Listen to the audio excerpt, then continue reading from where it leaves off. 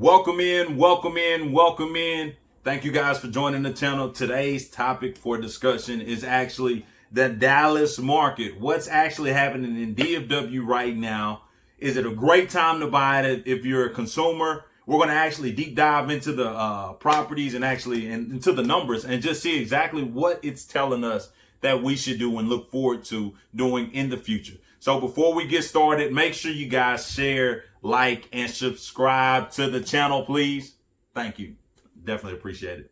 So let's jump right in. So if we dive deep into the numbers and what we're actually looking at, as you can see, new listings. This is a graph from May of 2019 to May of 2020, and just looking at the numbers and how they all exist and how they relate to us. So if we can see, the new listings from this year to last year was actually down 11%. Which is to be expected. With COVID-19 hitting, a lot of homeowners are just afraid to put their house on the market right now. So those numbers, I would definitely say, is to be expected. Now, one thing that I definitely looked at, the pending sales are still holding strong. So less inventory and still just as many buyers, which is a great indicator that it's a seller market right now. Now, one number that's staggering to me is closed sales. As you can see from last year, there was 12,000 houses that closed in the month of May. This number is down 30%, which is huge. It went from 12,000 to actually 8,514, which is an indicator that COVID-19 has had some effects on the actual buyers. So with the furloughs going on, a lot of people that's being furloughed right now, if they was applying for a house and they're under furlough, they can no longer go purchase a home, even if they're getting unemployment or even if they're making more money on unemployment. Which a lot of people that's happening to a lot of people. They can no longer qualify for that house, which is huge. And as you can see, we're taking a toll. We're taking a toll on that. With that being said, so that's one indicator, red flag that I would definitely see. But outside of that, days on market until sale, hey, we're still holding strong. It's increased a little bit, but still holding steady right there. Median sales price down $4,000 from last year. But nothing to be worried about. Some things that we anticipated. If you bought it 6 months ago and just put it on the market, you still should be able to sell it for what you was actually looking to get for it. So percent of original listing price. Some people are actually putting the houses on sale for a little bit less.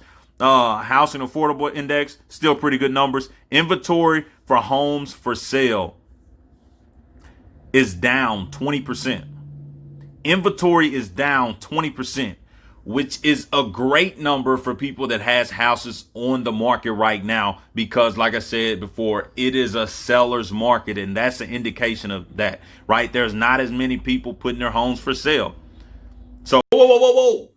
Make sure you guys like the channel, please. It does great things for my YouTube algorithm. I'm trying to bring you guys value, and I would definitely appreciate it if you go ahead and like the page. Hey, make sure you subscribe as well. Like the video. And subscribe as well. Hey, I didn't want you to forget. I know we're halfway through the video. I want to make sure you understood exactly what's going on. Look at inventory. There's not as much inventory as before. So it's actually surprising that the prices are actually dropping even 1%, because there's just not a lot of availability there for you to go out and purchase a home. So if you have a nice fixer-upper that you kind of went a little bit extra on, say you was going to do Formica and now you want to go put granite on it, and you're going to be a beneficiary of that. Just from having the nicest house on the market as opposed to just a lived-in home. And then month supply for homes for sale. Again, a great indicator for us, letting us know that it's a seller's market. Look, 2.8. I don't know about you guys, but 2.8%.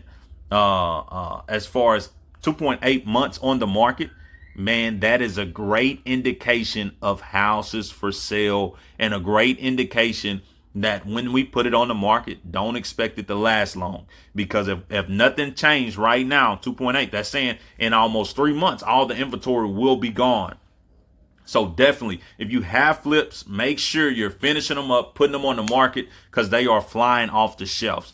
Great time to take advantage of all these opportunities. As we look at exactly what's going on in the market, hold on, have you guys liked the video yet? Make sure you like it.